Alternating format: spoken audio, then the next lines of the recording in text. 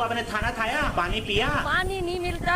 बतखी का 9वां महीना चल रहा होता है। तू समझा? तभी कुछ घंटे इंतजार करने के बाद 4 छोटे छोटे बतख के बच्चे निकलते हैं। मुन्ना है, मुन्ना मुन्ना। ये देख बतख अपनी मेहरारू को चुम्मा देने लगता है। बड़वा तभी एक अंडा रह ही जाता है